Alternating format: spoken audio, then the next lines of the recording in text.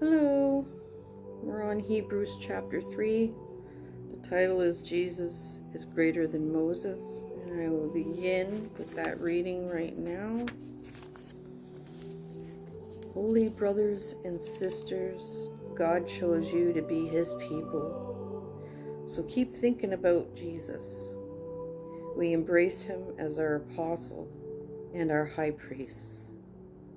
Moses was faithful in everything he did in the house of God. In the same way, Jesus was faithful to the God who appointed him. The person who builds a house has greater honor than the house itself. In the same way, Jesus has been found worthy of greater honor than Moses.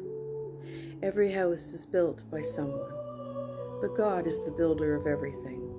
Moses was faithful as one who serves in the house of God.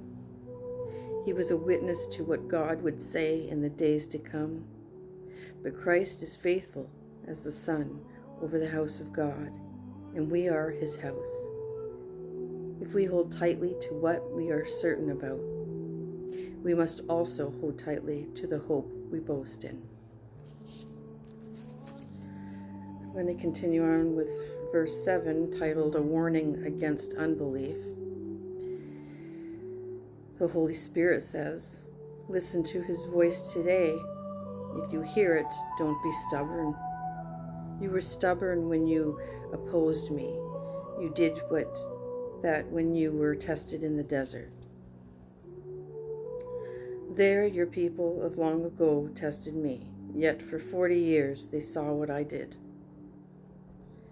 That is why I was angry with them. I said, their hearts are always going astray. They have not known my ways. So when I was angry, I made a promise. I said, they will never enjoy the rest I planned for them. Brothers and sisters, make sure that none of you has a sinful heart. Do not let an unbelieving heart turn you away from the living God, but build one another up every day. Do it as long as there is still time. Then none of you will become stubborn. You won't be fooled by sin's tricks. We belong to Christ.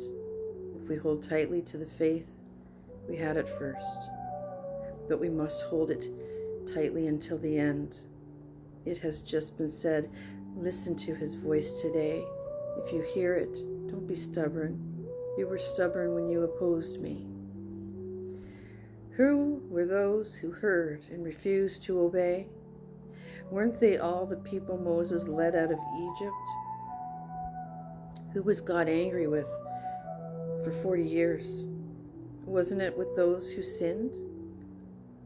They died in the desert. God promised that those people would never enjoy the rest He planned for them. God gave His word when He made the promise. Didn't He make that promise to those who didn't obey? So we see that they weren't able to enter. That's because they didn't believe. And that's the end of chapter 3. Chapter 4 will be titled God's People Enter His Sabbath Rest, and we'll continue that tomorrow.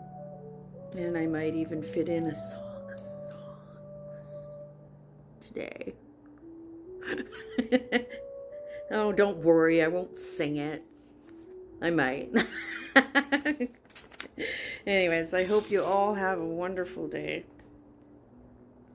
And I thank you for listening, and talk to you later.